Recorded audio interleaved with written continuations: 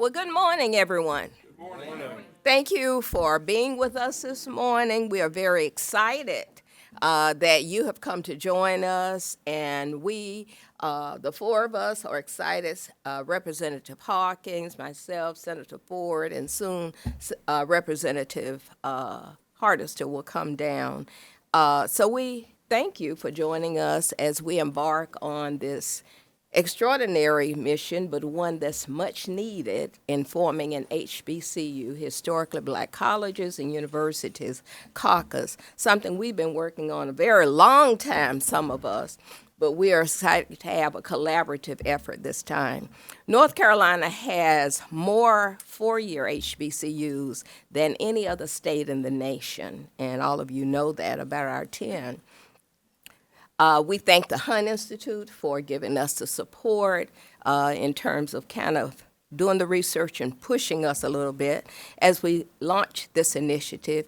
And we thank our legislators, both Democrats and Republicans, who are here with us today in terms of their interest in forming this. I'm a proud Bennett Belle and an Aggie.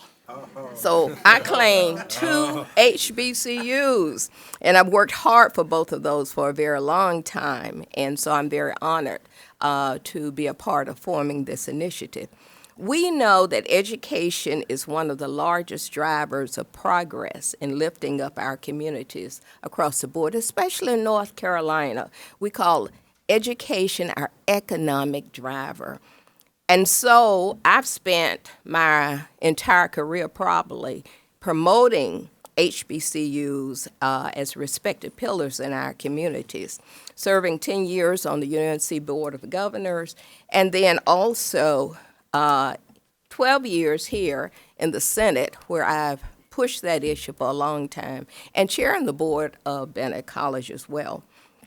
The mission of this joint legislative HBCU caucus is to educate and engage members of the North Carolina General Assembly in a bipartisan and bicameral manner with a focus on the successes and benefits of the state's 10 historically black colleges and universities, and to identify and address challenges that impede their ability to provide the highest quality and equitable education to their students. I'm proud to see this caucus take a closer look at the challenges these institutions face and identify innovative solutions that exist to ensure that they are able to continue serving our students and our state. And I'm going to turn it over to Representative Hawkins, but after that, we want to really let you see the bipartisan group that we have here with us today. So, Representative Hawkins. Good morning. Thank you. And a great way to follow up with an eagle and a Viking. And so, name is Zach Hawkins, State Representative, House District 31 in Durham County. I am a proud Elizabeth City State grad and North Carolina Central graduate. Celebration Bowl, North Carolina Central University graduate. National champions. Thank you, Senator Woodard. And so we absolutely want to thank you for taking the time to be here today.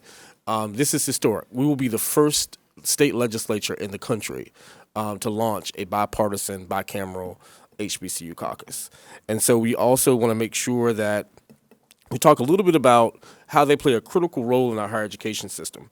And for me, after listening to the NC-10 tour, and we have Creed here with us, Mr. James Ford, the NC-10 tour and their convenings, highlighting and prioritizing the voices of HBCUs, it was pretty clear that we needed to make sure that there was a way for us to formally in the legislature bring together our publics and our privates to talk about how we can talk about their challenges, their successes, and most importantly, the future.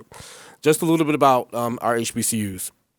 Elizabeth City State is the only four-year institution in North Carolina with the aviation program. North Carolina A&T State University is the largest HBCU in the country. 50% of all black engineers come from North Carolina A&T State University. North Carolina Central University is the only HBCU that's situated within a research triangle area, or triangle area, biotech sort of area, as well as being the first public HBCU in the country. FSU equally situated between right between a military base and major corridors. And Shaw University is the mother pearl of all HBCUs in the South. And then our neighbors right down the street as well, St. Augustine's, used to hold the St. Agnes Hospital, which was a primary hospital for most African Americans in the region. And so HBCUs have not only in their past but in their future continue to give North Carolina a ton.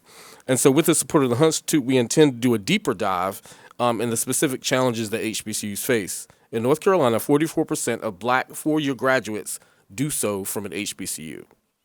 44% of all black college graduates come from HBCUs. And so I'm glad to sort of kick this off. And so we have a number of initiatives that we're going to push forward. Most importantly, increasing engagement between our 10 universities, 10 HBCUs, and the General Assembly. We want to make sure that in a bipartisan fashion, we create an agenda that prioritizes them and maximizes this asset. No other state has more HBCUs than North Carolina. And so we have to think about, where do we want these HBCUs to go? How do we want them to continue to contribute? How can we make them stronger through legislation? And so, again, with all these colleagues that you see, and I hope you get a chance to hear from some of them today, I look forward to doing this deeper dive with you. And I know my colleagues are committed to this work. So, Senator Ford, I'll bring you in. Thank you. Thank you, sir. Honored to be a part of this, and because we have Livingstone College in Rowan County. By the way, national golf champions last year.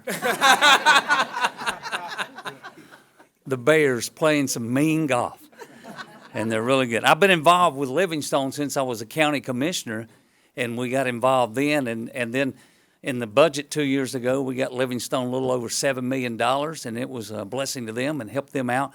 They're doing so many great things like teaching life skills with farming and just extra things like now they have an on-campus radio station, and they're doing a lot of things at Livingstone and producing a lot of great students. And I know they'll continue to do that in the future, and I want to be a part of it and help them in any way I can. Thank you. So we'd like those of you who either represent or graduates of these HBCUs, and while you're saying about HBCUs, Bennett College is one of only two historically black colleges for women in the country, and the oldest one. And we celebrate 150 years this year, 150 years. So you'll hear more. But those of you who represent an HBCU, tell me, I see Representative Hardester coming in, but raise your hand anyway if you are a graduate of Bennett. That's just me. No, which college you represent? Elizabeth City? Elizabeth City, raise your hand. Okay, Fayetteville State. Winston-Salem, raise your hand. Shaw University, North Carolina Central, Johnson C. Smith, North Carolina A&T. Aggie Pride. Did I get all 10?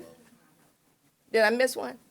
Okay, you didn't say anything. Okay, so, we just want you to see the representation we have here of those who either graduated from or the HBCUs are in their district. And now I want to introduce Representative John Hardester, who will give some remarks. Thank you, Senator Robinson. Good morning, everyone.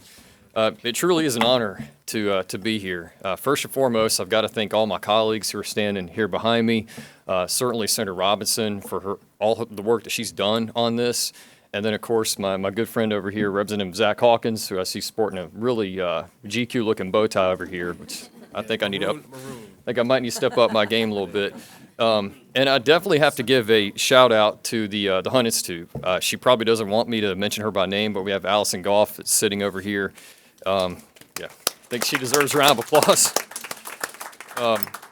So we've been talking about this for several weeks now, and the Hunt Institute's provided us with a lot of really good research and feedback on HBCUs. And as Senator Robinson mentioned, there's 10 HBCUs in North Carolina, and it balances quite nicely. You got 5 public and 5 private.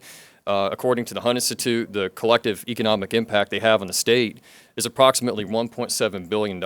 And with, I think, 15,000 plus jobs in North Carolina, That's pretty incredible. And each and every one of those institutions has a very unique story. Another thing that really stuck out to me was the fact that about 50%, half of the black educators in North Carolina graduated from an HBCU. And now that we're looking at a teacher shortage and we're trying to get more diversity in the classroom, that's something that we certainly can focus on. The purpose of this caucus, to me, is one, to illuminate the fact that we have these HBCUs in North Carolina, that we're very unique in the realm of higher education and the HBCUs that we have here currently, to talk about the impact that they're having at the present time, but then also think about ways that we can enhance that impact. Every one of these schools has an objective to provide a sound quality education. That's something that we as General Assembly can look at, determine how can we better invest in these schools and support them and support their mission. And it's not just academics. Of course, that's really a hallmark of higher education is academics, but it's all the research and development that's done at these institutions. And we're talking about things like advancements in technology, medical science, and agriculture, things like that. Now, I'm from Guilford County, and so I think it was mentioned before, we do have the nation's flagship public HBCU, A&T University. I've always enjoyed working with them, but as the chair of the Higher Education University in the House, I've had the unique opportunity to travel the state to visit all of our universities. I haven't quite made it there yet, Senator Robinson, but I'm going to get to eventually all of our universities, including all the HBCUs. Thank you all so much for your attendance today. I'd like to thank my colleagues. I look forward to working with you all. Thank you very much.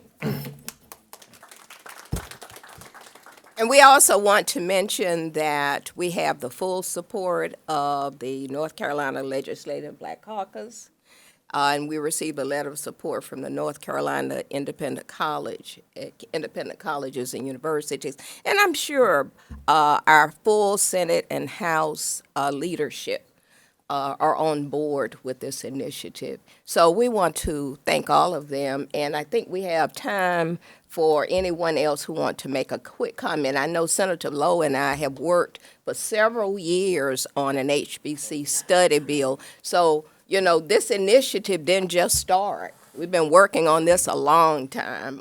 We thank the Hunt Institute, but we were ahead of you. This has been our baby for a long time, but we're also working on. Do you want to make a comment? And anyone else? I would like to say thank you for this opportunity. It certainly is a delight to have both chambers and both parties working together on this HBCU caucus. There's some initiatives that we must bring forward. I'm glad that you talked about what you did in the budget, Senator Ford, and I was glad that we were able to bring more than $50 million to Winston-Salem State, but we have 10 universities or colleges in our state, and we are kind of the bright light as it relates to HBCUs, and we want to do all the work we can to make sure that all of them flourish and all of them are successful.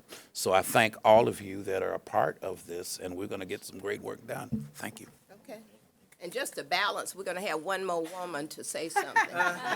You know how I am about women and men, and we got to balance this, okay? Well, thank you, Senator. My name is Representative Deb Butler. I represent Wilmington, North Carolina, and what a privilege and an honor. You know, one of the great things about this body is the breadth of its diversity. And if you see here, you see the faces of people with experiences all across the board. We all are the fabric of North Carolina. Our HBCUs are an integral part of that, and it's so exciting to see a community get behind and try to polish the gem that are our HBCUs. Thank you, Senator. Thank you.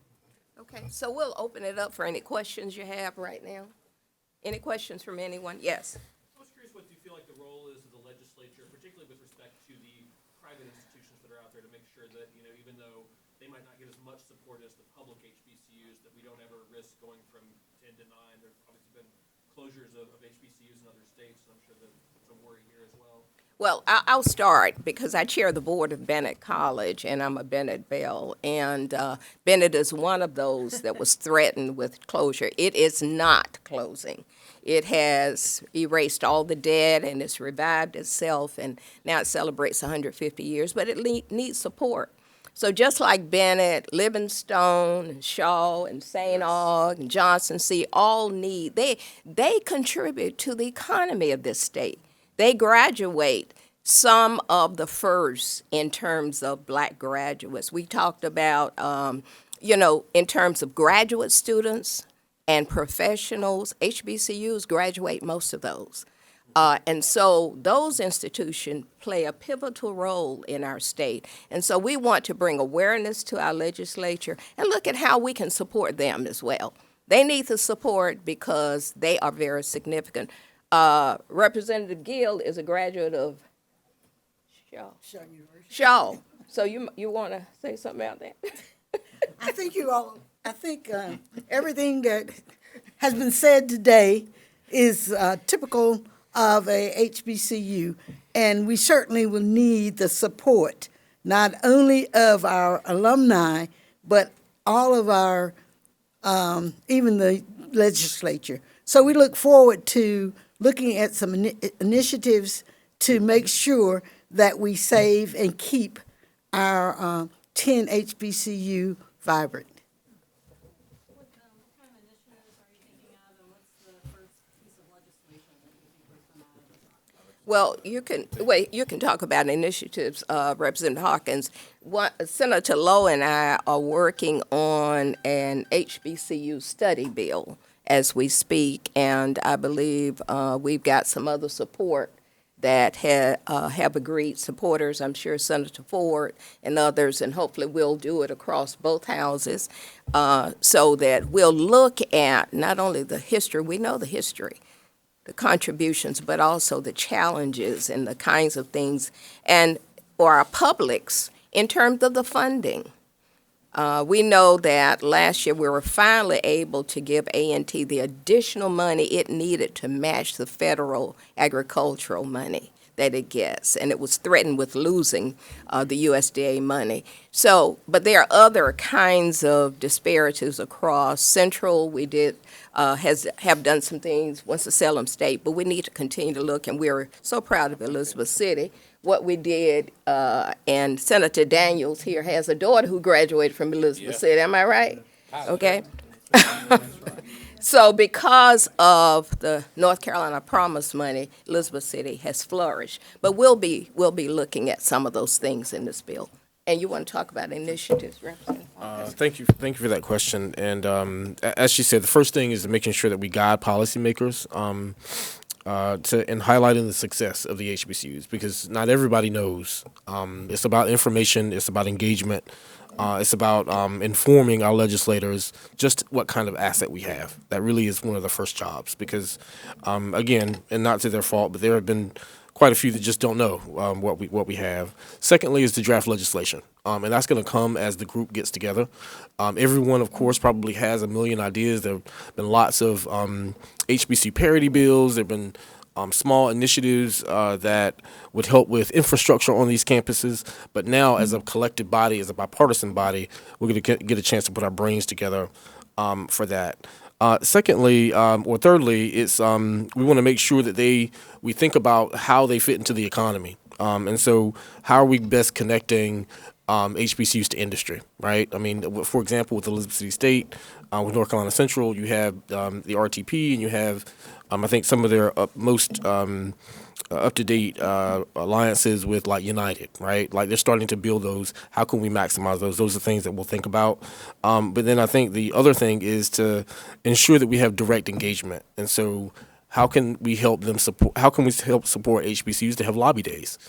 So they're coming down to the legislature and talking with us directly, with their students, their alumni, and their faculty about what they have going on, and the receptions and those types of opportunities. And they're giving them the opportunity to come and present to this body of legislators. And so just those are some of the things that we want to do just for blocking and tackling purposes to set this caucus up for long-term success. But as you see the legislators here, that will not be the last thing that we do, because I know, again, all of them are excited about this initiative, but all of them are creative and are going to want to see different things happen. The Republican lawmakers here, does the bipartisanship evident in development of this caucus? Is it fair to say that suggests that the majority party will give serious consideration to legislation that comes out of this? Yeah, thank you very much for the question. Yes, absolutely. In fact, I can demonstrate that we already have made bipartisan progress in supporting HBCUs. One thing I should have mentioned before is when we had all the COVID dollars, the federal dollars sent down to the state of North Carolina, when we were working on a budget a couple of years ago, we worked with the independent colleges and universities to set aside some funding for them. And I just sent a text to staff for the exact figures, but it was somewhere between, I think, $50 and $100 million. And it was weighted towards HBCUs, so they actually received a little bit more than the other private colleges and universities in the state. Another thing that I'll mention that the state is doing currently to support our private institutions of higher education is a need-based scholarship. We have two. We have one for public universities, which I think is somewhere around $100 million recurring. Then we have another one for private universities, a little lower than that, probably somewhere around $90 million recurring. And so something that I would support, and I would think my colleagues would consider supporting, would be increasing that dollar amount for the need-based scholarship, what that does, it helps lower income students, and many of those are first generation, to attend a school of their choice. And one other thing I'll throw out there is a program that we created a couple years ago, more or less reinstated, where when you have students, the high school students that attend the School of Science and Math or the School of the Arts, those are two public institutions that operate under the auspices of the UNC system, there's a scholarship they can qualify for so they can attend a public institution. I would like to extend that to private, because we're talking about students that are extremely talented, that we would like to keep in the state of North Carolina. And currently, when they graduate from those schools, the School of Science and Math or School of the Arts, they can obtain a scholarship to stay in North Carolina for a public institution, but I would like to see them stay here or possibly attend a private institution or an HBCU. Thank you, Senator Robinson and Representative Hawkins and everybody who has put this caucus together. I'm Senator Warren Daniel, and I just want to offer my full support to this caucus. As many of you know, my daughter is a graduate of Elizabeth City, and I think one of the things that opened my wife and I our eyes about the needs in some of the, at least at Elizabeth City specifically, is when we dropped our daughter off and she was going to enter the dorm, we had to get Clorox wipes from Walmart to wipe down the mold that was all over the dorm room. And there was grass growing through the tennis court. And we just thought, how can this be? In a state that has flagships like NC State and North Carolina, how can we have a university that looks like this? And so I'm proud that we've been able to revitalize Elizabeth City. The NC Promise program, I think, is unique in the nation. In terms of what we've done for Western Carolina, Pembroke, Fayetteville State, and Elizabeth City, and I think that program probably could be expanded. So I just think we've already traveled down this road in some ways, and we look forward to the ideas that Senator Robinson and Representative Hawkins will come up with as the caucus moves forward. Yeah, I agree with everyone. We have done a lot, and obviously we can do more.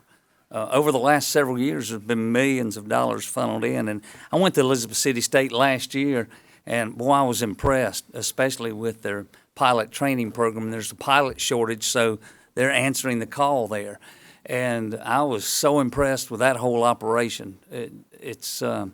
They've made leaps and bounds over the last couple of years, bringing that place back to be a shining star on the eastern part of the state. It's unbelievable. So. We'll continue to work and do what we can do and listen to everybody's ideas. And like you said, there'll probably be a lot of ideas. My first year up here in the legislature was in the House, and some of the members were complaining about their limit was 15 bills apiece, and someone stood up and said, look, there ain't been 15 good ideas in here in the last 2 years. So there's a lot of truth to that. Are there any other questions? Anybody? Any other questions?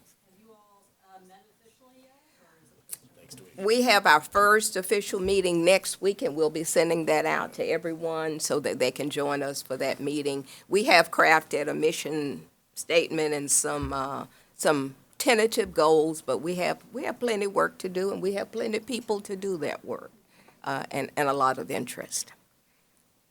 Okay. If there are no other questions, we thank all of you for coming. We thank all of our legislators for being here, and we look forward to the work ahead. Thank you. Good.